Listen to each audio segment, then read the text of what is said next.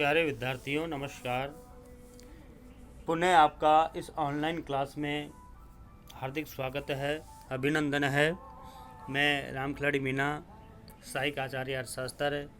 आज जो वीडियो लेकर आया हूँ उसमें हम अध्ययन करेंगे बीए भाग प्रथम के इकोनॉमिक्स फर्स्ट पेपर का यानी व्यष्टि अर्थशास्त्र का। हम इसके पूर्व के वीडियो में सीमांत उपयुक्त आरास नियम के बारे में हम पढ़ रहे थे। हमने अब तक सीमांत उपयुक्तता का अर्थ, उसकी परिभाषाएं, सीमांत उपयुक्तता नियम की शर्तें और मान्यताएं और सीमांत उपयुक्तता ह्रास होने के क्या कारण है, ये चीज़ें हमने पढ़ लिया था। आज हम अध्ययन करेंगे सीमांत उपयुक्तता ह्रास नियम के अपवाद।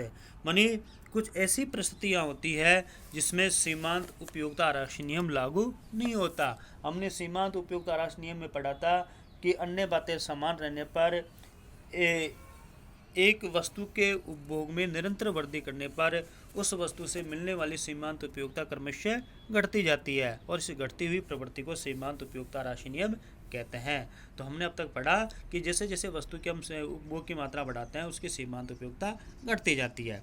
लेकिन आज हम इसके अपवाद में पढ़ेंगे कि जैसे जैसे हम किसी वस्तु का उपयोग बढ़ाते हैं तो उसकी सीमांत उपयुक्तता बढ़ती है। इसमें हमें पहला लेते हैं दिखावटी अपवाद।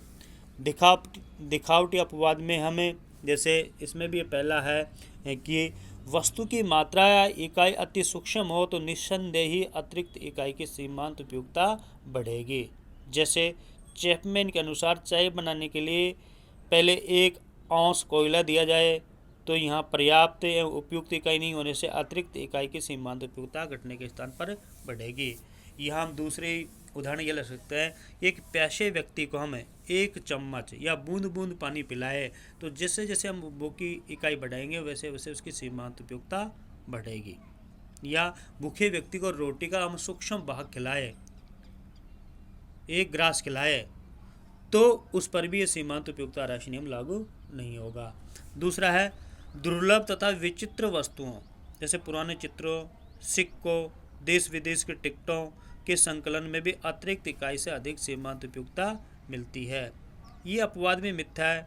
जैसे कुछ व्यक्तियों के ये रुचि रहती है, ये आदत रहती है कि वो पुराने सिक्के, पुराने चित्रों और देश विदेश के टिकटों को संग्रह करने की उनकी आदत रहती है। तो इन टिकटों का जो वह संग्रह की मात्रा बढ़ाता है वैसे उसकी सीमांत उपयुक्तता बढ़ती है। नेक्स्ट है शान शौकत, प्रदर्शन, मुद्रा संचय, शक्ति संचय की इच्छा से भी ये आपके सीमांत उपयुक्तता ह्रास नियम लागू नहीं होता। नेक्स्ट आपके मादक पदार्थों, शराब, गांजा, भांग में ये नियम लागू नहीं होता।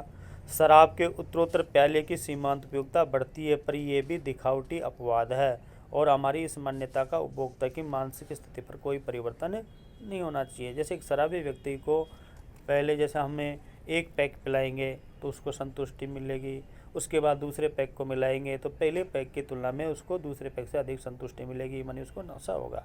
लेकिन यहाँ भी एक सीमा के बाद में वो उसकी सीमांत उपयुक्तता गिरेगी। जो दिखावटी अपवाद है इसमें हम ये देखते हैं कि ये केवल दिखावटी है, इस पर सीमांत उपयुक्तता बढ़ती है जैसे जैसे उपभोग की मात्रा में बढ़ाते हैं, लेकिन इसमें भी एक सीमा के बाद में सीमांत उपयुक्तता शून्य हो जाती है।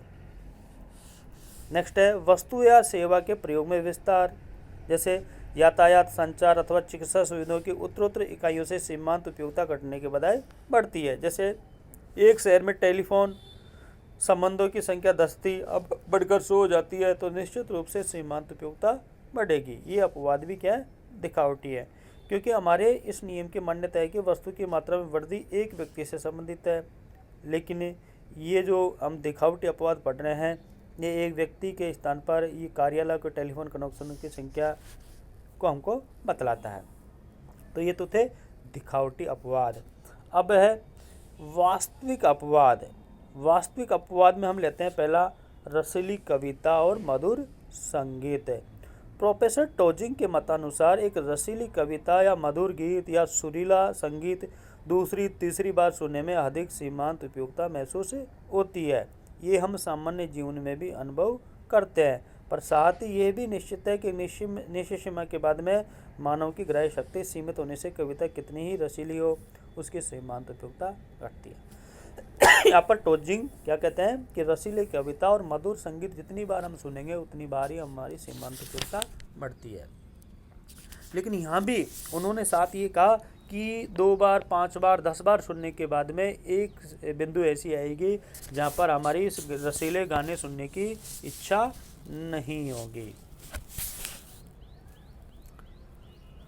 नेक्स्ट है,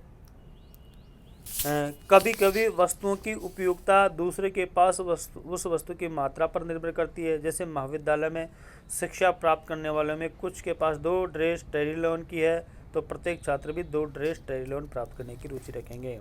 मानी कई बार हम दिखावा के लिए यदि एक व्यक्ति के पास 2 ड्रेसें हैं तो एक दूसरा छात्र भी उतनी ड्रेस खरीदने की कोशिश करेगा। नेक्स्ट है, वस्तु उपभोग की प्रारंभिक अवस्था में उत्तरोत्तर इकाई से अधिक सीमांत उपयोगिता मिलती है और कुछ समय बाद भी सीमांत उपयोगिता में ह्रास की प्रवृत्ति लागू होती है। ये हम हमारे अपने दैनिक जीवन में प्राय अनुभव करते हैं। ठीक है, तो उपयुक्त राशि नियम के यद्यपि कुछ दिखावटी तथा कुछ वास्तविक अपवाद है, फिर भी ये नियम सर्वव्यापक एवं सार्वभौमिक है। यानी इन्हें अपवादों के बावजूद भी सीमांत उपयोगिता राशि नियम सार्वभौमिक है, सर्वव्यापक है, ये लागू होता है। अगर इस नियम की शर्तें पूरी हो, मान्यताओं का उल्लंघन नहीं हो, तो ये नियम अवश्य लागू होगा। इसी कारण प्रोफेसर टोजिंग ने कहा कि सीमांत उपयोगिता राशि नियम की प्रवृत्ति इतनी व्यापक रूप में है कि इतने कम अपवाद के साथ लागू होती है कि इसे सार्वभौमिकता या सर्वव्यापी कहने में कोई त्रुटि नहीं होगी। सिद्धांत की आलोचनाएं। सीमांत उपयोगिता राशि नियम की आलोचना में हम देखेंगे पहला कि सिद्धांत की कौन कौन सी आलोचना है, जिसमें पहला है उपयोगिता का मापन कठिन। मानी इसके जो आलोचक जो अर्थशास्त्री है वो कहते हैं कि उपयोगिता का मापन नहीं किया जा सकता। जैसे हमने पूर्व भी पढ़ा है, पूर्व में भी प्रोफेसर जो क्रमवाचक विचारधारा के जो समर्थक अर्थशास्त्री थे प्रोफेसर हिक्स और एलन, वो बताते हैं कि उपयोगिता मापनीय नहीं है, अर्थात उपयोगिता व्यक्ति के मनोवैज्ञानिक धारणा है, इसका मापन नहीं कर सकते। दूसरा है व्यक्तिक भावनाओं को प्रधानता देने से ये नियम अव्यावहारिक बन गया है। सदैव व्यक्ति तर्क एवं बुद्धि से कार्य नहीं करता, बल्कि कई बार व्यक्ति आदत, फैशन, रीति रिवाज से भी कार्य करता है। मानी ये जो नियम है वो ये बतलाता है कि व्यक्ति हमेशा तर्क और बुद्धि से कार्य करता है, लेकिन कई बार व्यक्ति अपने भावनात्मक लगाव के कारण भी किसी वस्तु का उपभोग करता है, किसी आदत व रुचि की वजह से भी वस्तु का उपभोग करता है, जिससे ये नियम लागू नहीं होता। अन्य बातें समान नहीं रहती। इस परिवर्तनशील युग में उपभोक्ता की रुचि, आदतें, स्वभाव, आय, इन सब में स्थिरता रहने की संभावना कम होती है।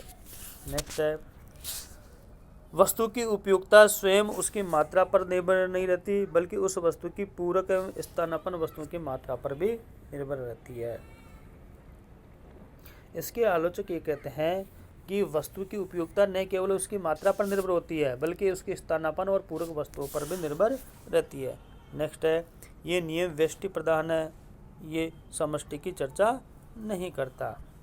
नेक्स्ट है कुछ वस्तुओं की आवश्यकता दीर्घकाल में भी संतुष्ट करना मुश्किल होता है। ऐसी परिस्थिति में आवश्यकताओं की अनंतता और साधनों की सीमितता से आवश्यकता विशेष की पूर्ति भी संतुष्टि करना एक तरह से कल्पना मात्र है। तो ये तो थी इस नियम की आलोचनाएं। अगले वीडियो में हम इसके महत्व के बारे में अध्ययन करेंगे।